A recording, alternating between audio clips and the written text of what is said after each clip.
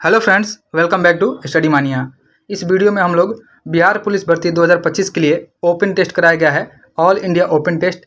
यह जो है केजीएस के द्वारा कराया गया है, खान सर के कोचिंग के द्वारा। इस टेस्ट को हम लोग डिस्कस करने वाले हैं। शुरू करते हैं। इस टेस्ट का पहला क्वेश्चन है कि ए बी रक्त समूह की खोज किसने की थी। तो ए बी रक्त समूह की जो खोज की गई थी, यह की गई थी डेका, स्टेलो और स्टर्ली के द्वारा। ऑप्शन ए हमारा राइट आंसर हो जाएगा। इसकी जो खोज की गई थी 1902 ईस्वी में की गई थी। याद रखेंगे कि 1902 ईस्वी में डेका स्टेलो, इनका नाम है अल्फ्रेड वॉन डेका स्टेलो, और स्टर्ली जो है एड्रियानो स्टर्ली ने की थी। और उन्होंने यह खोज जो है कार्ल लैंड स्टीनर के द्वारा 1901 में खोजे गए ए बी और ओ रक्त समूह प्रणाली के रूप में विस्तार के रूप में की थी। साथ ही याद रखेंगे कि कार्ल स्टीनर जो है, इन्होंने 1901 में, इनके बारे में भी याद रखेंगे कि कार्ल लैंड स्टीनर ने 1901 में ए बी और ओ रक्त समूह की खोज की थी, और इसी के लिए उन्हें 1930 ईस्वी में नोबेल पुरस्कार मिला था, और ए बी समूह की खोज इन्होंने ही की थी। उसके बाद है अल्बर्ट सेंट जॉर्ज। जो अल्बर्ट सेंट जॉर्ज हैं, ये वैज्ञानिक सी है। विटामिन सी मतलब विटामिन सी की खोज के लिए प्रसिद्ध हैं, और रक्त समूह से इनका कोई संबंध नहीं है। याद रखेंगे कि अल्बर्ट सेंट जॉर्ज जो हैं, इन्होंने विटामिन सी का खोज किया था। साथ ही याद रखेंगे कि जो ग्रेगर मेंडल ये आनुवंशिकी के जनक माने जाते हैं, और इन्होंने मटर के पौधों पर प्रयोग करके विरासत के नियम, लॉ ऑफ इनहेरिटेंस स्थापित किया था, लेकिन रक्त समूह से इनका कोई संबंध नहीं है। नेक्स्ट है, अगला क्वेश्चन है कि जटिल ऊतक किस कार्य के लिए उत्तरदायी होते हैं। तो जटिल ऊतक जो उत्तरदायी होते हैं, यह पानी और पोषक तत्वों के परिवहन के लिए उत्तरदायी होते हैं। ऑप्शन डी हमारा राइट आंसर हो जाएगा। जटिल ऊतक पौधों के वे ऊतक होते हैं जो विभिन्न प्रकार की कोशिकाओं से मिलकर बने होते हैं और परिवहन की से संबंधित कार्य करते हैं। और पौधों में दो प्रमुख जटिल ऊतक होते हैं। एक होता है जाइलम। जाइलम जो होता है, यह जड़ से पत्तियों तक पानी और खनिजों का परिवहन करता है। और एक फ्लोएम होता है, यह पत्तियों से बने खाद्य पदार्थों को पौधे के अन्य भागों तक पहुंचाता है। इतनी बातों को आप लोग याद रखिएगा। नेक्स्ट है, अगला क्वेश्चन है, क्वेश्चन नंबर 3 है कि कोशिका में राइबोसोम की अनुपस्थिति में निम्नलिखित में से कौन सा कार्य जो है संपादित नहीं होगा। तो इसमें जो है प्रोटीन संश्लेषण यह संपादित नहीं होगा। याद रखेंगे कि कोशिका में राइबोसोम की अनुपस्थिति में प्रोटीन का संश्लेषण नहीं होगा। ऑप्शन बी हमारा राइट आंसर हो जाएगा। साथ ही याद रखेंगे कि राइबोसोम कोशिका का एक आवश्यक कोशिकांग है जो प्रोटीन संश्लेषण के लिए उत्तरदायी होता है, और यह कोशिका द्रव में स्वतंत्र रूप से या अंतःप्रदब्य जालिका की सतह पर उपस्थित रहता है। नेक्स्ट है, अगला क्वेश्चन है कि बरगद के पेड़ के तने से लटकने वाली मोटी जड़ें क्या कहलाती है। तो बरगद के पेड़ के तने से लटकने वाली जो मोटी जड़ें होती है, उन्हें कहा जाता है स्तंभ मूल। ऑप्शन सी हमारा राइट आंसर हो जाएगा। और यह अस्थायी रूप से वायुमंडल में लटकती है, परंतु बाद में मिट्टी में पहुंच करके जड़ का रूप लेती है, और ये वृक्ष को मजबूती से थामे रखने में सहायता करती है, विशेष करके जब वृक्ष फैला हुआ और भारी होता है। नेक्स्ट है, अगला क्वेश्चन है, क्वेश्चन नंबर 5 है, गर्भवती महिलाओं में फोलिक एसिड की कमी से नवजात शिशु में निम्नलिखित में से क्या हो सकता है। तो गर्भवती महिलाओं में फॉलिक एसिड की जब कमी होती है, तो नवजात जो बच्चे होते हैं उनमें न्यूरल ट्यूब दोष हो जाता है। ऑप्शन बी हमारा राइट आंसर हो जाएगा। न्यूरल ट्यूब दोष जो होता है, यह मस्तिष्क और रीढ़ की हड्डी के गंभीर जन्म दोष होते हैं, जैसे एक होता है स्पाइना बिफिडा, यह रीढ़ की हड्डी या उसके आवरण का अधूरा विकास होता है। और एक होता है एनेसिफली में मस्तिष्क खोपड़ी के बड़े हिस्से का अनुपस्थित होना, यह होता है। उसके बाद रतौंधी होता है, विटामिन ए की कमी से होता है। रिकेट्स हो जाता है, जो कि विटामिन डी की कमी से होता है। और स्कर्वी जो होता है, यह विटामिन सी की कमी से होता है। लेकिन इसमें जो होता है फॉलिक एसिड की कमी से होता है, नवजात बच्चों में न्यूरल ट्यूब दोष होता है। ऑप्शन बी हमारा राइट आंसर हो जाएगा। नेक्स्ट है, अगला क्वेश्चन है कि तंत्रिका कोशिका का वह भाग जहाँ सूचनाएं उपार्जित की जाती है वह है। तो यह हो जाएगा डेंड्राइट हो जाएगा, इसको ध्रुमिका बोलते हैं हिंदी में। ऑप्शन डी हमारा राइट आंसर हो जाएगा। याद रखेंगे कि डेंड्राइट जो होता है, यह तंत्रिका कोशिका का वह भाग है जहां सूचनाएं जो है उपार्जित की जाती हैं। ऑप्शन डी हमारा राइट आंसर हो जाएगा। नेक्स्ट है,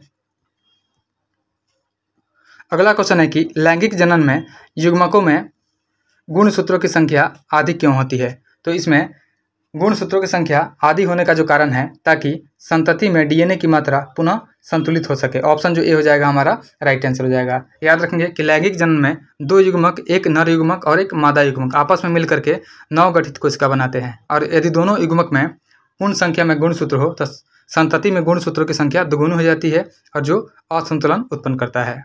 नेक्स्ट है, अगला क्वेश्चन है, क्वेश्चन नंबर 8 है। अगला क्वेश्चन है कि कार्डियक पेशिका किस प्रकार की होती है? तो कार्डियक पेशियाँ होती है, यह अनैच्छिक होती है। ऑप्शन बी हमारा राइट आंसर हो जाएगा। और यह विशेष प्रकार के पेशी ऊतक होती है। इनकी विशेषता होती है कि ये पेशियाँ अनैच्छिक होती है, यानी इसका नियंत्रण जो होता है मनुष्य की इच्छा से नहीं होता है। धड़कन, जो हृदय की धड़कन है, यह स्वतः नियंत्रण होती है, यह स्वचालित रूप से होती है, और इसे स्वायत्त तंत्रिका तंत्र नियंत्रित करता है। नेक्स्ट है,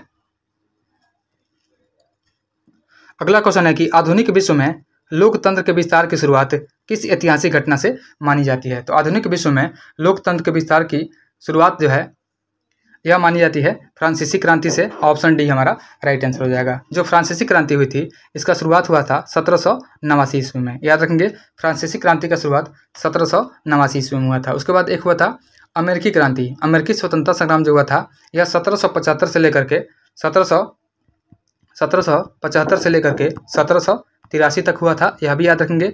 उसके बाद रूसी क्रांति जो हुई थी, रूसी क्रांति 1917 में हुई थी। इतने बातों को आप लोग याद रखिएगा। नेक्स्ट है, अगला क्वेश्चन है कि नेल्सन मंडेला को कुल कितने वर्षों तक जेल में कैद रखा गया था? तो नेल्सन मंडेला को टोटल 28 वर्षों तक जेल में कैद रखा गया था। ऑप्शन बी हमारा राइट आंसर हो जाएगा। नेल्सन मंडेला को दक्षिण अफ्रीका के अपथराइड यानी नस्लीय भेदभाव के विरुद्ध संघर्ष करने के कारण 1962 में गिरफ्तार किया गया था। यह भी याद रखेंगे कि 1962 में इनको गिरफ्तार किया गया था, और उन्हें राजद्रोह और सरकार को उखाड़ फेंकने की साजिश के आरोप में उम्र कैद की सजा दी गई थी। नेक्स्ट है, अगला क्वेश्चन है 11 नंबर कि भारतीय संविधान सभा की पहली बैठक कब हुई थी? तो भारतीय संविधान सभा की पहली बैठक हुई थी 9 दिसंबर 1946 को। इसमें जो है अस्थायी सदस्य बने थे, अध्यक्ष बने थे सच्चिदानंद सिन्हा। फिर जब 11 दिसंबर 1946 को ही तब अस्थायी अध्यक्ष बने थे राजेंद्र प्रसाद। दोनों बातों को आप लोग याद रखेंगे। नेक्स्ट है, अगला क्वेश्चन है कि भारतीय संघीय शासन प्रणाली में यदि केंद्र और राज्य सरकारों में अधिकार क्षेत्र को लेकर के विवाद हो तो उसे कौन हल करता है? तो उसको हल किया जाता है न्यायपालिका के द्वारा। ऑप्शन डी हमारा राइट आंसर हो जाएगा। विशेष रूप से भारतीय सर्वोच्च न्यायालय को संविधान के अनुच्छेद जो है 131 के तहत जो है यह अधिकार प्राप्त है कि वह ऐसे मामलों में मूल अधिकार क्षेत्र जो होता है इसमें सुनवाई कर सकता है, और केंद्र और किसी राज्य के बीच विवाद हो, या दो से अधिक राज्यों के बीच विवाद हो, या केंद्र या 2 से अधिक राज्यों के बीच जो विवाद होता है तो वह देखा जाता है न्यायपालिका के द्वारा, आर्टिकल 131 के द्वारा। नेक्स्ट है, अगला क्वेश्चन है, क्वेश्चन नंबर 13 है। 44वें संविधान संशोधन के अनुसार यदि राष्ट्रपति मंत्रिपरिषद की सिफारिश से असहमत हो तो वे क्या कर सकते हैं? तो वे एक बार पुनर्विचार के लिए लौटा सकते हैं। ऑप्शन सी हमारा राइट आंसर हो जाएगा। अगला क्वेश्चन है, क्वेश्चन नंबर 14 है। मौलिक अधिकारों में परिवर्तन के लिए क्या आवश्यक है? तो मौलिक अधिकारों में परिवर्तन के लिए आवश्यक है संविधान संशोधन। ऑप्शन ए हमारा राइट आंसर हो जाएगा। साथ ही याद रखेंगे कि जो संविधान संशोधन है यह लिया गया है दक्षिण अफ्रीका से, और इसका जो वर्णन किया गया है आर्टिकल 368 में वर्णित है। नेक्स्ट है, अगला क्वेश्चन है कि यदि कोई व्यक्ति या संस्था अपने कानूनी कर्तव्य का पालन नहीं कर रही हो तो न्यायालय उसे कर्तव्य पालन के लिए किस रिट द्वारा बाध्य कर सकता है? तो यह बाध्य कर सकता है परमादेश के द्वारा। ऑप्शन ए हमारा राइट आंसर हो जाएगा। परमादेश जो होता है एक संवैधानिक रिट होता है जिसे भारत का सर्वोच्च न्यायालय या उच्च न्यायालय जारी करता है।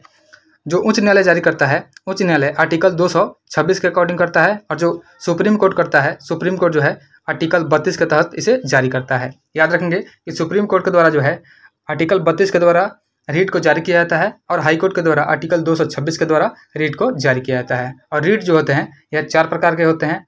एक होता है परमादेश, फिर उसके बाद एक होता है प्रतिषेध, फिर उत्प्रेषण होता है, और एक अधिकार होता है। अधिकार पेक्षा अभिलेख कहा जाता है, एक अधिकार पेक्षा अभिलेख होता है। नेक्स्ट है, अगला क्वेश्चन है कि निम्न में से किस देश की संघीय व्यवस्था भारत की संघीय व्यवस्था से मेल नहीं खाती है? तो इसमें हो जाएगा स्पेन का। स्पेन का जो संघीय व्यवस्था है यह भारत की संघीय व्यवस्था से मेल नहीं खाती है। ऑप्शन डी हमारा राइट आंसर हो जाएगा, क्योंकि भारत जो है एक संघात्मक व्यवस्था अपनाता है, लेकिन इसकी संघीयता जो है कड़ी एकात्मक प्रवृत्ति के साथ होती है। इसे अक्सर सुव्यवस्थित संघ कहा जाता है, जो संविधान के अनुच्छेद 1 में वर्णित है। और जो बेल्जियम दिया हुआ है, बेल्जियम जो है, बेल्जियम में एक जटिल और बहुस्तरीय संघीय व्यवस्था है, जिसमें भाषाई और क्षेत्रीय विविधताओं के आधार पर शक्तियों का वितरण किया गया है। और जर्मनी जो है, जर्मनी एक संघीय गणराज्य है, जहाँ लैंडर होता है मतलब राज्य, संविधान के तहत केंद्र से स्पष्ट रूप से पृथक अधिकारों के साथ काम करता है। और जो अमेरिका है, संयुक्त राज्य अमेरिका, यह अमेरिका एक शुद्ध संघात्मक ढांचा है, जहाँ संघ और राज्य दोनों को संविधान द्वारा स्वतंत्र शक्तियाँ प्राप्त है। इसलिए हमारा आंसर जो जाएगा ऑप्शन डी हो जाएगा, स्पेन हो जाएगा। नेक्स्ट है, अगला क्वेश्चन है कि सूचना का अधिकार अधिनियम कब पारित होकर अधिनियम के रूप में लागू हुआ था। तो सूचना का अधिकार अधिनियम जो है, यह पारित होकर के अधिनियम के रूप में लागू हुआ था वर्ष 2005 में। ऑप्शन ए हमारा राइट आंसर हो जाएगा। 12 अक्टूबर 2005 से, डेट भी याद रखेंगे कि 12 अक्टूबर 2005 से यह लागू हुआ था। और यह अधिनियम जो है नागरिकों को सरकार से जानकारी प्राप्त करने का वैधानिक अधिकार प्रदान करता है, ताकि शासन में पारदर्शिता और जवाबदेही सुनिश्चित हो सके। और इस अधिनियम को 15 जून 2005 को भारत की संसद द्वारा पारित किया गया था। और इसके कुछ प्रावधान जो है तुरंत लागू हो गए थे, लेकिन संपूर्ण अधिनियम जो है 12 अक्टूबर 2005 को लागू किया गया था। नेक्स्ट है, अगला क्वेश्चन है कि तारे टिमटिमाते क्यों प्रतीत होते हैं। तो तारे जो हैं यह टिमटिमाते हुए प्रतीत होते हैं क्योंकि वायुमंडलीय अपवर्तन के कारण ये टिमटिमाते हैं। ऑप्शन डी हमारा राइट आंसर हो जाएगा।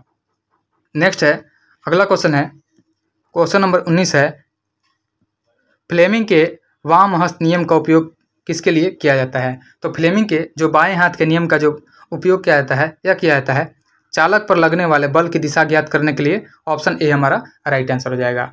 नेक्स्ट है, अगला क्वेश्चन है, क्वेश्चन नंबर 20 है कि तापयुग्मी तापमापी जो होता है, थर्मोकपल थर्मोमीटर, किस सिद्धांत पर आधारित होता है। तो तापयुग्मी तापमापी जो होता है, यह आधारित होता है सीबेक के प्रभाव पर। ऑप्शन बी हमारा राइट आंसर हो जाएगा। सीबेक प्रभाव जो है यह 1821 ईस्वी में थॉमस जोहान सीबेक के द्वारा खोजा गया था। नेक्स्ट है, क्वेश्चन नंबर 21 है। 21 नंबर क्वेश्चन है कि एक लड़की झूले पर बैठी स्थिति में झूला झूल रही है, उस लड़की के खड़े हो जाने पर दोलनों का आवर्तकाल क्या होगा। तो दोलनों का आवर्तकाल जो है यह कम हो जाएगा। ऑप्शन सी हमारा राइट आंसर हो जाएगा, क्योंकि आवर्तकाल जो है लंबाई पर निर्भर करता है, और लंबाई घटने पर आवर्तकाल भी कम हो जाता है। तो ऑप्शन हमारा सी राइट आंसर हो जाएगा। नेक्स्ट है, अगला क्वेश्चन है कि पानी से भरे किसी बर्तन में पड़ा हुआ सिक्का किस कारण थोड़ा उठा हुआ प्रतीत होता है। तो यह प्रकाश के अपवर्तन के कारण थोड़ा उठा हुआ प्रतीत होता है। ऑप्शन डी हमारा राइट आंसर हो जाएगा। अपवर्तन वह प्रक्रिया होती है जिसमें प्रकाश एक माध्यम से दूसरे माध्यम में जाने पर अपनी दिशा बदल देती है, इसी को हम लोग अपवर्तन बोलते हैं। नेक्स्ट है, अगला क्वेश्चन है, क्वेश्चन नंबर 23 है कि ताप बढ़ाने पर चालक पदार्थों के विद्युत प्रतिरोध एवं वैद्युत चालकता पर क्या प्रभाव पड़ता है। तो ताप बढ़ाने पर जो है चालक के पदार्थ जो हैं इनका विद्युत प्रतिरोध जो होता है यह बढ़ जाता है, उसके बाद वैद्युत चालकता जो है यह घट जाती है। तो देखते हैं, वैद्युत प्रतिरोध बढ़ता है और वैद्युत चालकता घटती है। ऑप्शन जो ए हो जाएगा हमारा राइट आंसर हो जाएगा। और यह व्यवहार जो है विशेष रूप से धातु जैसे तांबा, एल्युमिनियम इत्यादि में स्पष्ट रूप से देखा जा सकता है। अगला है, क्वेश्चन नंबर 24 है, यदि कोई एथलीट सम अष्टभुजाकार पथ पर एक चक्कर लगाता है तो उसे कितनी बार अपनी दिशा बदलनी होगी। तो उसे जो है 8 बार दिशा बदलनी होगी। ऑप्शन सी हमारा राइट आंसर हो जाएगा। सम अष्टभुजाकार पथ का अर्थ है ऐसा पथ जहां 8 भुजाएं और 8 कोण होते हैं, और सभी कोण और भुजाएं आपस में बराबर होते हैं। तो जब कोई एथलीट जो है इस अष्टभुजाकार पथ पर एक पूरा चक्कर लगाता है तो उसे हर कोने पर मुड़ना यानी दिशा चेंज करना पड़ता है, और वह अगली भुजा की दिशा में आगे बढ़ सकता है। क्योंकि सम अष्टभुज में 8 कोने होते हैं, इसलिए एथलीट को हर कोने पर दिशा बदलनी होगी, इसलिए हमारा आंसर 8 राइट हो जाएगा। नेक्स्ट है, अगला क्वेश्चन है कि पीएम स्वनिधि योजना के अंतर्गत डिजिटल लेन देन को बढ़ावा देने के लिए किस प्रणाली से क्रेडिट कार्ड को जोड़ा जाएगा। तो यह जोड़ा जाएगा यूपीआई को। ऑप्शन बी हमारा राइट आंसर हो जाएगा। नेक्स्ट है, अगला क्वेश्चन है 26 नंबर कि हाल ही में किस शहर को 3 जनवरी 2025 को दुनिया का सबसे प्रदूषित शहर घोषित किया गया है। तो हाल ही में 3 जनवरी 2025 को जो है दुनिया का सबसे प्रदूषित शहर घोषित किया गया है हनोई को। ऑप्शन हमारा ए राइट आंसर हो जाएगा। हनोई जो है यह वियतनाम की राजधानी है, और 3 जनवरी 2025 को दुनिया का सबसे प्रदूषित शहर घोषित किया गया है इसको। ऑप्शन हमारा ए राइट आंसर हो जाएगा। अगला क्वेश्चन है, क्वेश्चन नंबर 27 है। अगला क्वेश्चन है कि हाल ही में छत्तीसगढ़ के किस टाइगर रिजर्व को भारत के 56वें टाइगर रिजर्व के रूप में अधिसूचित किया गया है? तो यह किया गया है गुरु घासीदास तिमोर पिंगला टाइगर रिजर्व को। ऑप्शन जो हो जाएगा डी हमारा राइट आंसर हो जाएगा। छत्तीसगढ़ में जो है हाल ही में Guru Ghasidas Timor Pingla wildlife sanctuary जो है इसको भारत का 56वां टाइगर रिजर्व घोषित किया गया है। याद रखेंगे कि यह भारत का 56वां टाइगर रिजर्व घोषित किया गया है और यह निर्णय जो है 4 नवंबर 2024 को पर्यावरण, वन एवं जलवायु परिवर्तन मंत्रालय के द्वारा अधिसूचित किया गया है। साथ ही याद रखेंगे कि गुरु घासीदास तिमोर पिंगला जो है पूरे भारत में तीसरा सबसे बड़ा टाइगर रिजर्व है। केवल नागार्जुन सागर जो है श्रीशैलम आंध्र प्रदेश यह पहला है, उसके बाद मानस जो है यह, उसके बाद दूसरा है और तीसरा जो हो जाएगा गुरु घासीदास तिमोर पिंगला हो जाएगा। ऑप्शन डी हमारा राइट आंसर हो जाएगा। नेक्स्ट है क्वेश्चन नंबर 28 है कि गुजरात के गिफ्ट सिटी में यूनिवर्सिटी ऑफ वालोगोंग ऑस्ट्रेलियाई विश्वविद्यालय किस क्षेत्र में शिक्षा प्रदान करेगी? तो यह शिक्षा प्रदान करेगी वित्तीय प्रौद्योगिकी में, फिनटेक में। ऑप्शन सी हमारा राइट आंसर हो जाएगा। नेक्स्ट है अगला क्वेश्चन है क्वेश्चन नंबर 29 है कि पेरिस ओलंपिक 2024 का आधिकारिक शुभंकर क्या था? तो पेरिस ओलंपिक 2024 का आधिकारिक शुभंकर हो जाएगा फ्रीज। ऑप्शन सी हमारा राइट आंसर हो जाएगा। और इसके साथ ही जुड़ा एक मोटो है alone we go faster but together we go further, यानी अकेले हम तेजी से जाते हैं लेकिन हम साथ मिलकर आगे तक पहुंचते हैं। भारत ने कुल 6 पदक जीते हैं, इसमें 1 पदक जो है यह रजत पदक जीते हैं भारत ने, उसके बाद 5 जो है यह कांस्य पदक जीते हैं। याद रखेंगे जो टोक्यो 2020 में 20 के अलावा दूसरा सर्वोत्तम प्रदर्शन है। साथ ही याद रखेंगे इसमें जो है नीरज चोपड़ा जो है भाला फेंक में रजत पदक हासिल किए हैं। मनु भाकर ने महिला 10 मीटर एयर पिस्टल में कांस्य पदक, उसके बाद मनु भाकर और सरबजीत सिंह की जोड़ी जो है 10 मीटर एयर पिस्टल में मिश्रित टीम है, इन्होंने कांस्य पदक जीता है। उसके बाद स्वप्निल कुसाले जो हैं यह कांस्य पदक जीते हैं, ये पुरुष 50 मीटर राइफल में। और भारतीय पुरुष हॉकी टीम में जो है हॉकी टीम कांस्य पदक जीती है। और अमन सहरावत जो है यह पुरुष 57 किलोग्राम फ्री स्टाइल में कुश्ती में कांस्य पदक जीते हैं। और यह भारत का अब तक का तीसरा सर्वश्रेष्ठ प्रदर्शन रहा है टोक्यो 2020 और लंदन 2012 के बाद। नेक्स्ट है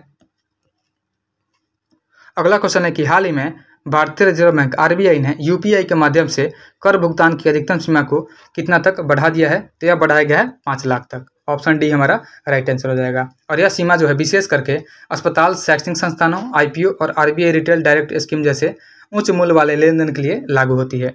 नेक्स्ट है अगला क्वेश्चन है क्वेश्चन नंबर 31 है असम राइफल्स के महानिदेशक पद का कार्यभार हाल ही में किस अधिकारी ने संभाला है? तो यह बने हैं लेफ्टिनेंट जनरल विकास लखेरा। याद रखेंगे असम राइफल्स के जो महानिदेशक बने हैं यह बने हैं लेफ्टिनेंट जनरल विकास लखेरा। ऑप्शन बी हमारा राइट आंसर हो जाएगा। नेक्स्ट है अगला क्वेश्चन है क्वेश्चन नंबर 32 है कि बोस्टन टी पार्टी घटना है, इसका सीधा परिणाम क्या हुआ? तो बोस्टन टी पार्टी घटना का सीधा परिणाम हुआ कि बोस्टन बंदरगाह पर व्यापारिक प्रतिबंध लगा दिया गया। ऑप्शन डी हमारा राइट आंसर हो जाएगा। और बोस्टन टी पार्टी में बोस्टन के उपनिवेशवादियों ने ईस्ट इंडिया कंपनी की चाय को समुद्र में फेंक दिया था क्योंकि वे ब्रिटिश चाय जो है टी एक्ट 1773 का विरोध कर रहे थे और इसका सीधा उत्तरदायित्व ब्रिटिश सरकार ने बोस्टन पर डाला और बंदरगाह की नाकेबंदी कर दी थी। नेक्स्ट है अगला क्वेश्चन है क्वेश्चन नंबर 33 है निम्नलिखित में से कौन सी जोड़ी गलत सुमेलित है? इसमें से गलत को चूज करना है।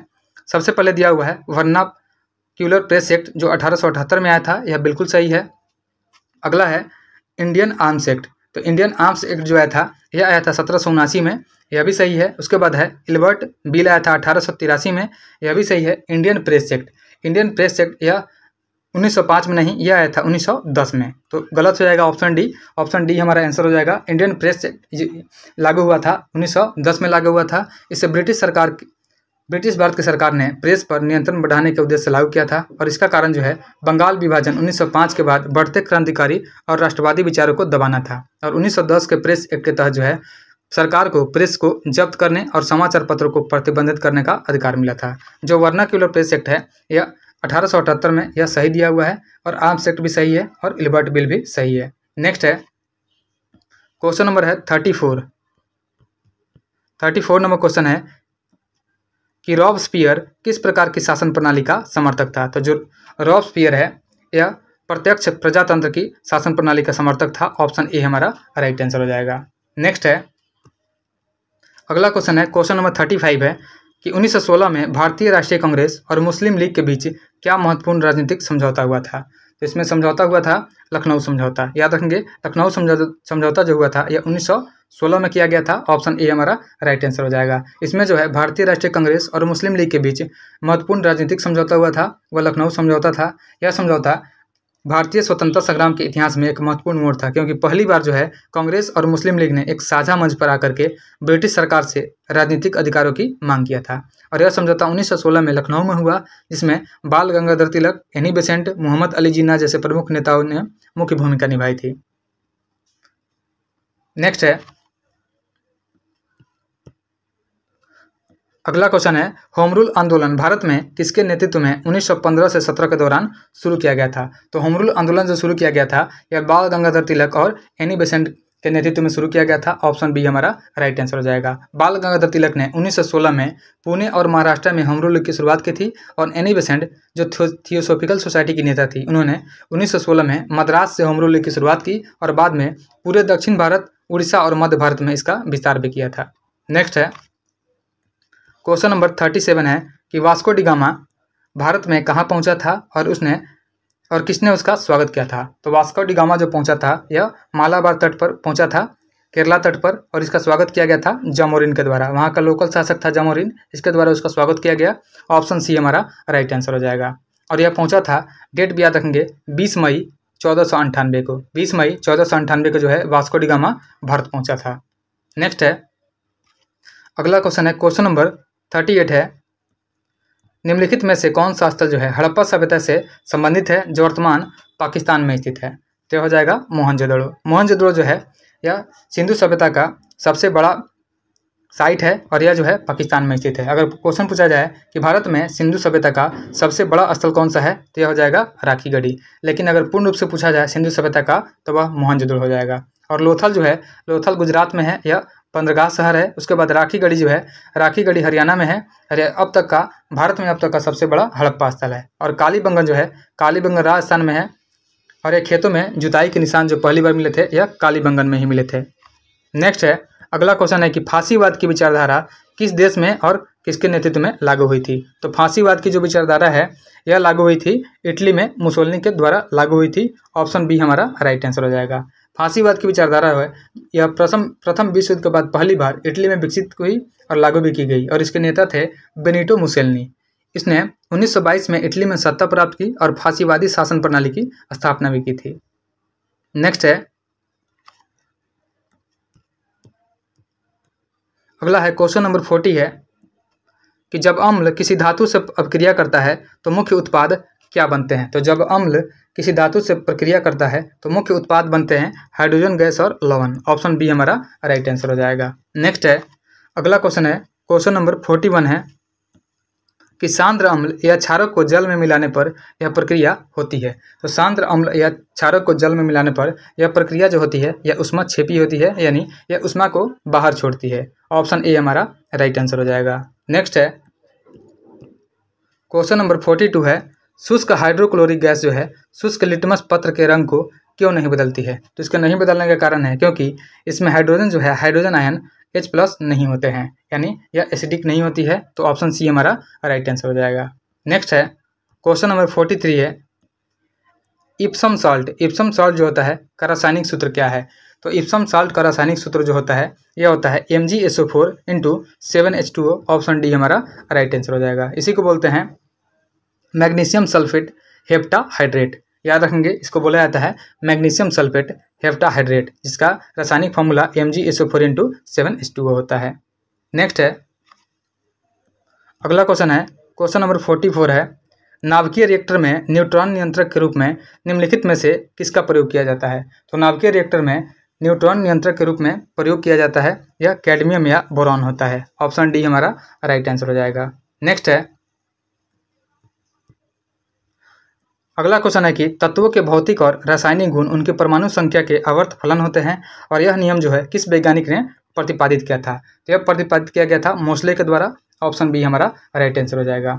हेनरी मोसले जो है इन्होंने 1913 में सिद्ध किया था कि तत्वों के गुण उनके परमाणु क्रमांक पर निर्भर करते हैं, न कि परमाणु द्रव्यमान पर, और इसी आधार पर आधुनिक आवर्त नियम जो है प्रतिपादित किया गया था। नेक्स्ट है, अगला क्वेश्चन है क्वेश्चन नंबर 46 है। 46 नंबर क्वेश्चन है कि यदि किसी परमाणु का इलेक्ट्रॉनिक विन्यास 282 है तो उसमें संयोजी इलेक्ट्रॉनों की संख्या कितनी होगी। तो इसमें संयोजी इलेक्ट्रॉनों की संख्या जो हो जाएगी यह 2 हो जाएगी। बाहरी कक्षा में 2 होते हैं, ऑप्शन हो जाएगा ए हमारा राइट आंसर हो जाएगा, क्योंकि इलेक्ट्रॉनिक विन्यास जो होता है 282, इसमें अंतिम कक्षा जो होते हैं इसमें 2 इलेक्ट्रॉन होते हैं और सही संयोजक इलेक्ट्रॉन कहलाते हैं, जो इसे हम लोग रासायनिक अपक्रिया में भाग लेते हैं। तो 282 में जो है 2 ये हो जाएगी संयोजी इलेक्ट्रॉन हो जाएगी, ऑप्शन ए हमारा राइट आंसर हो जाएगा। नेक्स्ट है क्वेश्चन नंबर 47 है कि बिहार में यूजीसी द्वारा मान्यता प्राप्त विश्वविद्यालयों की कुल संख्या कितनी है। तो बिहार में यूजीसी द्वारा मान्यता प्राप्त विश्वविद्यालयों की संख्या जो है यह 29 है, ऑप्शन सी हमारा राइट आंसर हो जाएगा। और इसमें जो है एक डीम्ड टू बी यूनिवर्सिटी है जिसका नाम है नव नालंदा महाविहार। 7 जो है यह प्राइवेट विश्वविद्यालय हैं, जैसे के university, Sandeep university, MIT university, यह सभी निजी हैं। और 18 विश्वविद्यालय जो हैं यह गवर्नमेंट वाले हैं, जैसे स्टेट वाले हैं, जैसे पटना विश्वविद्यालय, मगध विश्वविद्यालय, बाबा साहेब भीमराव। और 3 जो हैं केंद्रीय विश्वविद्यालय हैं, जिसमें शामिल है दक्षिण बिहार केंद्रीय विश्वविद्यालय, नालंदा विश्वविद्यालय और महात्मा गांधी केंद्रीय विश्वविद्यालय। नेक्स्ट है क्वेश्चन नंबर 48 है कि भारत के वर्तमान मुख्य न्यायाधीश कौन है। तो भारत के वर्तमान मुख्य न्यायाधीश भूषण रामकृष्ण गवई है, BR गवई है, ऑप्शन जो हो जाएगा डी हमारा राइट आंसर हो जाएगा। उसके बाद NV रमन्ना जो है, NV रमन्ना भारत के 44वें मुख्य न्यायाधीश थे। 2014 में यह सेवानिवृत्त हो गए थे। उसके बाद है DY चंद्रचूड़, यह जो है 50वें मुख्य न्यायाधीश थे। 2022 से 2025 तक ये रहे थे, लेकिन इनका कार्यकाल 9 नवंबर 2022 को समाप्त हुआ था। और यू ललित जो हैं यह 27 अगस्त 2022 को भारत के 49वें मुख्य न्यायाधीश के रूप में पद ग्रहण किए थे। नेक्स्ट है अगला क्वेश्चन है कि राष्ट्रीय एकता दिवस किस तिथि को मनाया जाता है। तो राष्ट्रीय एकता दिवस जो है यह 31 अक्टूबर को मनाया जाता है। सरदार वल्लभ भाई के जयंती के उपलक्ष्य में मनाया जाता है। और सरदार वल्लभ भाई पटेल ने भारत की रियासतों के एकीकरण में अहम भूमिका भी निभाई थी। नेक्स्ट है अगला क्वेश्चन है कि 1 जुलाई 2025 तक भारत सरकार के सूक्ष्म लघु मध्यम उद्यम जो है MSME मंत्रालय के केंद्रीय मंत्री कौन हो जाएंगे। तो यह हो जाएंगे जीतन मांझी। याद रखेंगे कि भारत सरकार के सूक्ष्म लघु एवं मध्यम उद्यम जो है MSME मंत्रालय के केंद्रीय मंत्री जीतन मांझी होंगे, ऑप्शन बी हमारा राइट आंसर हो जाएगा। उसके बाद राजनाथ सिंह जो है यह रक्षा मंत्री है। नितिन गडकरी जो है यह सड़क परिवहन एवं राज्य मंत्री हैं। और पीयूष गोयल जो है वाणिज्य एवं उद्योग मंत्री हैं। नेक्स्ट है क्वेश्चन नंबर 51 है डॉक्टर श्री कृष्ण सिंह को किस नाम से जाना जाता है। तो डॉक्टर श्री कृष्ण सिंह को श्री बाबू के नाम से जाना जाता है, ऑप्शन सी हमारा राइट आंसर हो जाएगा। और श्री कृष्ण सिंह जो है, श्री कृष्ण सिंह का जन्म हुआ था 21 अक्टूबर 1887 को, नवादा जिले में हुआ था इनका जन्म। और बिहार के आधुनिक विकास का शिल्पी भी इन्हें कहा जाता है। नेक्स्ट है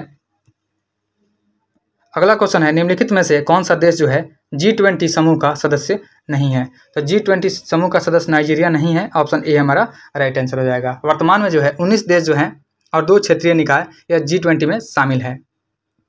इसमें शामिल है अर्जेंटीना, ऑस्ट्रेलिया, ब्राज़ील, कनाडा, उसके बाद चीन है, France, Germany, Bharat, Indonesia, Italy, Japan, Korea. इस प्रकार के 19 देश जो है इसमें अफ्रीकी संघ भी शामिल है और यूरोपीय संघ भी शामिल है। ये दोनों जो है समूह भी इसमें शामिल है। नेक्स्ट है क्वेश्चन नंबर 53 है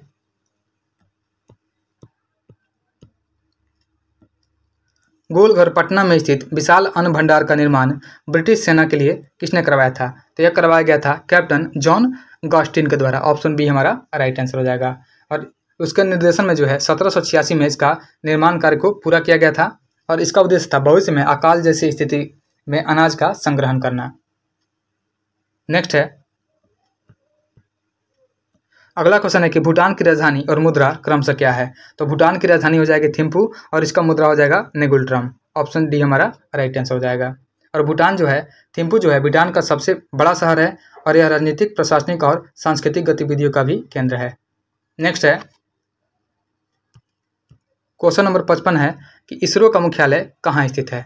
तो इसरो का जो मुख्यालय है यह बेंगलुरु में स्थित है, जो कि कर्नाटक की राजधानी है, ऑप्शन ए हमारा राइट आंसर हो जाएगा। साथ ही याद रखेंगे इसरो का जो स्थापना हुआ था, इसरो का स्थापना किया गया था 15 अगस्त 1969 को। स्टेट को भी आप लोग याद रखेंगे। नेक्स्ट है क्वेश्चन नंबर 56 है कि बिहार राज्य की दक्षिण दिशा में किस राज्य की सीमा लगती है। तो बिहार राज्य की दक्षिण दिशा में झारखंड की सीमा लगती है, ऑप्शन बी हमारा राइट आंसर हो जाएगा। नेक्स्ट है, अगला क्वेश्चन है 57 नंबर, निम्न में से किस चट्टानी समूह की उत्पत्ति प्री कैम्बियन युग में हुई थी किंतु इसमें सीमेंट निर्माण हेतु उपयोगी चूना पत्थर नहीं मिलता है? तो यह नहीं मिलता है धारवाड़ की चट्टानें। ऑप्शन हो जाएगा सी हमारा राइट आंसर हो जाएगा। धारवाड़ चट्टानें जो है भारत की सबसे पुरानी चट्टानी प्रणालियों में से एक है। इसकी उत्पत्ति जो है प्री कैम्बियन युग में हुई थी और ये चट्टानें प्राचीन प्रचलित कायांत्रित और तलछटी चट्टानों में से एक है। नेक्स्ट है, अगला क्वेश्चन है क्वेश्चन नंबर 58 है कि राजस्थान के मरुस्थल में रेत के टीले किस दिशा में फैले होते हैं जहां तेज हवाएं चलती है? तो यह फैले होते हैं पूर्व पश्चिम दिशा में। ऑप्शन सी हमारा राइट आंसर हो जाएगा। और अगला क्वेश्चन है क्वेश्चन नंबर 59 है, कच्छ का रण किस कारण से बना है? तो कच्छ का रण जो बना है यह समुद्र द्वारा लाए गए अवसादों के जमाव से बना है। ऑप्शन सी हमारा राइट आंसर हो जाएगा। अगला क्वेश्चन है क्वेश्चन नंबर 60 है, 60 नंबर क्वेश्चन है, कैस्केड रेंज का कौन सा प्रमुख ज्वालामुखी है जो ऐतिहासिक रूप से बहुत सक्रिय रहा है? तो यह रहा है Mount Saint Helens. Option A हमारा राइट आंसर हो जाएगा। नेक्स्ट है, साथ ही याद रखेंगे एक माउंट एटना है। जो माउंट एटना है यह सक्रिय ज्वालामुखी है लेकिन यह इटली के सिसिली द्वीप में है, न कि कैस्केड रेंज में। उसके बाद माउंट फूजी जो है यह जापान में स्थित एक सुप्रसिद्ध ज्वालामुखी है लेकिन यह भी कैस्केड रेंज का भाग नहीं है। और माउंट एवरेस्ट जो है यह विश्व का सबसे ऊंचा पर्वत है जो हिमालय में नेपाल सीमा पर स्थित है। नेक्स्ट है, अगला क्वेश्चन है क्वेश्चन नंबर 61 है कि विश्व के कुल जल में से मात्र कितना प्रतिशत जल जो है अलवणीय यानी मीठा जल है? तो यह हो जाएगा 2.5%। याद रखेंगे कि विश्व के कुल जल में से 2.5% जो है यह सिर्फ मीठा जल है। ऑप्शन बी हमारा राइट आंसर हो जाएगा। अगला क्वेश्चन है कि भारत में वन्य जीव संरक्षण अधिनियम किस वर्ष लागू किया गया था? तो भारत में जो है वन्य जीव संरक्षण अधिनियम लागू किया गया था 1972 में। ऑप्शन सी हमारा राइट आंसर हो जाएगा। नेक्स्ट है क्वेश्चन नंबर 63 है, अंगूरा ऊन किस प्राणी के रोए से प्राप्त किया जाता है? तो जो अंगूरा ऊन है यह प्राप्त किया जाता है खरगोश के रोए से। ऑप्शन जो डी हो जाएगा हमारा राइट आंसर हो जाएगा। और अंगूरा ऊन की विशेषता होती है कि इसमें सिल्की चमक और अत्यधिक उष्मारोधक क्षमता होती है और भारत में यह मुख्यतः हिमाचल प्रदेश और उत्तराखंड के कुछ क्षेत्रों में पाया जाता है। नेक्स्ट है क्वेश्चन नंबर 64 है कि हाल ही में नागरिकता संशोधन अधिनियम CAA 2019 के तहत नागरिकता पाने वाली बिहार की पहली व्यक्ति कौन बन गई है? तो यह बन गई हैं सुमित्रा शाह प्रसाद। ऑप्शन ए हमारा राइट आंसर हो जाएगा। सुमित्रा शाह प्रसाद जो है उर्फ रानी शाह, यह 60 वर्ष की है। इनको 40 वर्षों के लंबे इंतजार के बाद जो है भारतीय नागरिकता मिली है। नेक्स्ट है, अगला क्वेश्चन है क्वेश्चन नंबर 65 है कि राष्ट्रीय रैंकिंग पिकल बॉल चैंपियनशिप में बिहार में आदित्य गुप्ता और रीतम चावला की जोड़ी ने कौन सा पदक जीता है? तो यह जीते हैं कांस्य पदक। हाल ही में बिहार के उद्योग विभाग ने राज्य में इंक्यूबेशन सेंटर की रैंकिंग जारी की, कांस्य पदक जीते हैं। राष्ट्रीय रैंकिंग पिकल बॉल चैंपियनशिप में बिहार के आदित्य गुप्ता और रीतम चावला की जोड़ी ने शानदार प्रदर्शन करते हुए स्वर्ण पदक जीता है और यह उपलब्धि राज्य के लिए गौरव का विषय है और यह दिखाती है कि बिहार के खिलाड़ी भी राष्ट्रीय स्तर पर उत्कृष्ट प्रदर्शन कर सकते हैं। और पिकल बॉल जो है एक तेजी से लोकप्रिय हो रहा रैकेट खेल है जिसमें तकनीक और समन्वय का महत्व होता है। नेक्स्ट है, अगला क्वेश्चन है क्वेश्चन नंबर 66 है कि हाल ही में बिहार के उद्योग विभाग द्वारा जारी इंक्यूबेशन सेंटर की रैंकिंग में किस संस्था ने शीर्ष स्थान प्राप्त किया है? तो यह प्राप्त किया है चंद्रगुप्त प्रबंध संस्थान जो है पटना। ऑप्शन ए हमारा राइट आंसर हो जाएगा। नेक्स्ट है क्वेश्चन नंबर 67 है 67, हाल ही में पटना में हाईकोर्ट के मुख्य न्यायाधीश के विनोद चंद्रन को किस पद पर नियुक्त किया गया है? तो पटना हाईकोर्ट के मुख्य न्यायाधीश रहे थे के विनोद चंद्रन, इनको नियुक्त किया गया है सुप्रीम कोर्ट के न्यायाधीश के रूप में। ऑप्शन डी हमारा राइट आंसर हो जाएगा और सुप्रीम कोर्ट कॉलेजियम ने इनकी नियुक्ति की सिफारिश की है। नेक्स्ट है, अगला क्वेश्चन है क्वेश्चन नंबर 68 है कि हाल ही में किसके द्वारा न्यूरो सर्जरी से संबंधित स्वदेशी डिवाइस विकसित किया गया है? तो न्यूरो सर्जरी से संबंधित स्वदेशी डिवाइस को डेवलप किया गया है, यह किया गया है पटना एम्स के द्वारा। ऑप्शन बी हमारा राइट आंसर हो जाएगा। नेक्स्ट है, अगला क्वेश्चन है कि हाल ही में खगड़िया के महेश खुंट में 300 मीट्रिक टन दैनिक क्षमता के पशु आहार संयंत्र का उद्घाटन किसने किया है? तो यह उद्घाटन किया गया है मुख्यमंत्री नीतीश कुमार के द्वारा। ऑप्शन बी हमारा राइट आंसर हो जाएगा। नेक्स्ट है, अगला क्वेश्चन है क्वेश्चन नंबर 70 है कि हाल ही में अखिल भारतीय पीठासीन अधिकारी सम्मेलन AIPSU का 85वां सत्र कहाँ आयोजित किया गया है? तो अखिल भारतीय पीठासीन अधिकारी सम्मेलन जो है इसका 85वें सत्र का जो आयोजन किया गया है? यह पटना में किया गया है। ऑप्शन डी हमारा राइट आंसर हो जाएगा। नेक्स्ट है क्वेश्चन नंबर 71 है कि अंतर्राष्ट्रीय लेन देन प्रायः किसके माध्यम से किया जाता है? तो अंतर्राष्ट्रीय लेन देन जो किया जाता है यह किया जाता है साख मुद्रा से किया जाता है। ऑप्शन बी हमारा राइट आंसर हो जाएगा। इसी को बोलते हैं क्रेडिट मनी। नेक्स्ट है अगला क्वेश्चन है 72 नंबर कि प्रति व्यक्ति आय की गणना किस प्रकार की जाती है? तो प्रति व्यक्ति आय की गणना की जाती है कुल आय को कुल जनसंख्या से विभाजित करके। ऑप्शन सी हमारा राइट आंसर हो जाएगा। नेक्स्ट है अगला क्वेश्चन है 73 नंबर अप्रत्यक्ष कर का बोझ सामान्यतः किस पर पड़ता है? तो अप्रत्यक्ष कर का बोझ जो पड़ता है यह उपभोक्ता पर पड़ता है। ऑप्शन ए हमारा राइट आंसर हो जाएगा। नेक्स्ट है अगला क्वेश्चन है 74 नंबर विश्व व्यापार संगठन WTO का मुख्य उद्देश्य क्या है? तो WTO का मुख्य उद्देश्य हो जाएगा अंतर्राष्ट्रीय व्यापार को उदार बनाना। ऑप्शन डी हमारा राइट आंसर हो जाएगा। अगला है क्वेश्चन नंबर 75 है कि भारत में 1 रुपये का कागजी नोट कभी सिक्के और एवं सिक्के जो है कौन जारी करता है? तो यह जारी किया जाता है वित्त मंत्रालय केंद्र सरकार के द्वारा जारी किया जाता है। नेक्स्ट है क्वेश्चन नंबर 76 है, इसमें पैराग्राफ को रीड करना है फिर उसके बाद आंसर देना है। पैराग्राफ को आप लोग रीड कर सकते हैं। क्वेश्चन है what was the key finding of the randomized trial involving European Society of Cardiology journal? तो इसका आंसर हो जाएगा ऑप्शन सी हो जाएगा X promotion led to be higher altmetric attention score and more citation हो जाएगा। Option सी हमारा right answer हो जाएगा।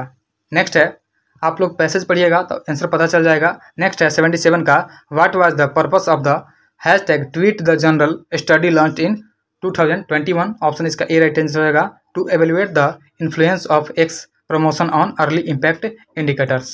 नेक्स्ट है अगला क्वेश्चन है क्वेश्चन नंबर 78 है translate the following into English. English में इसको ट्रांसलेट करना है। क्वेश्चन है मेरे शिक्षक हमें नई चीज़ें सिखाते हैं। तो इसका ट्रांसलेशन हो जाएगा my teacher teaches us new things. Option जो हो जाएगा सी हमारा राइट आंसर हो जाएगा। नेक्स्ट है क्वेश्चन नंबर 79 है कि fill in the blank with a suitable form of the verb. इसमें वर्ब को फिल करना है। Even through writing reports is time consuming he never complains about doing them. Option B हमारा right answer हो जाएगा। Next है question number 80 है fill in the blank with the correct phrasal verb. यहाँ पे फ्रेजल वर्ब को भरना है। He would dash the accident again and again in her mind wishing that she would somehow have prevented it. इसका हो जाएगा go over. She would go over the accident again and again in her mind, wishing that she could somehow have prevented it. Option B हमारा right answer हो जाएगा। Next है question number 81 है select the option that expresses the given sentence in a passive voice. Can he afford legal presentation? इसका जो answer हो जाएगा यह पैसिव हो जाएगा। Can legal representation be afford by him हो जाएगा। ऑप्शन सी हमारा राइट आंसर हो जाएगा। नेक्स्ट है अगला क्वेश्चन है 82 नंबर। इसमें भी पैसेज दिया हुआ है। 82 का पैसेज पढ़ के आंसर देना होगा। If we do not act now we will lose our forest forever he said firmly. यह फर्मली कहा गया है तो इसका आंसर हो जाएगा he said firmly that if they did not act then they would lose their forest forever. Option B हमारा right answer हो जाएगा। नेक्स्ट है 83 नंबर है इनमें से कौन सी संधि सही है? इनमें से कौन सी संधि सही है? तो पहला दिया हुआ है विद्या प्लस आलय यानी विद्यालय, यह नहीं हो जाएगा। राम प्लस अयन मतलब रामायण। ऑप्शन सी हमारा राइट आंसर हो जाएगा। विद्या प्लस आलय जो होता है यह यहाँ पे विद्या ऐसे होता है, विद्या प्लस आलय होता है। उसके बाद उत जोर हार होता है, धार नहीं हार हो जाएगा तब उद्धार हो जाएगा। उसके बाद यहाँ पे दिक जोर अंबर होता है तब दिगंबर होता है। तो ऑप्शन जो हो जाएगा सी सही सुमिलित है। नेक्स्ट है क्वेश्चन नंबर 84 है निम्नलिखित में से कौन सी भाषा आर्य भाषाओं के अंतर्गत नहीं आती है? तो आर्य भाषाओं के अंतर्गत अरबी नहीं आती है। ऑप्शन ए हमारा राइट आंसर हो जाएगा। बाकी जो है फारसी, लैटिन, यूनानी ये सभी आर्य भाषाओं के अंतर्गत ही आती है। नेक्स्ट है क्वेश्चन नंबर 85 है विश्व हिंदी दिवस कब मनाया जाता है? तो विश्व हिंदी दिवस मनाया जाता है 10 जनवरी को। याद रखेंगे कि विश्व हिंदी दिवस जो है यह 10 जनवरी को मनाते हैं और राष्ट्रीय हिंदी दिवस जो है यह 14 सितंबर को मनाया जाता है। नेक्स्ट है अगला क्वेश्चन है, क्वेश्चन नंबर 86 है, निम्न में से किसके सकर्मक क्रिया का प्रयोग हुआ है। इसमें जो है किसमें सकर्मक क्रिया का प्रयोग हुआ है, तो इसमें साधु चोर निकला या मैं तुम्हें उपाय बतलाता हूँ, इसमें जो है सकर्मक क्रिया का प्रयोग किया गया है। ऑप्शन सी हमारा राइट आंसर हो जाएगा। नेक्स्ट है क्वेश्चन नंबर 87 है, प्रेम का पीर भक्ति काल के किस धारा के कवियों को कहा जाता है। तो प्रेम का पीर जो कहा जाता है ये प्रेम मार्गी को कहा जाता है। ऑप्शन सी हमारा राइट आंसर हो जाएगा। नेक्स्ट है अगला क्वेश्चन है, क्वेश्चन नंबर 88 है, राम रमापति कर धनु लेहु, यहाँ कौन सा अलंकार है। तो राम रमापति कर धनु लेहु जो है इसमें अलंकार है, अनुप्रास का अलंकार है। ऑप्शन सी हमारा राइट आंसर है। नेक्स्ट है क्वेश्चन नंबर 89 है, व्याकरण की दृष्टि से अशुद्ध वाक्य क्या है। अशुद्ध वाक्य है, इसमें से गलत वाक्य कौन सा है। तो इसमें गलत वाक्य देखते हैं।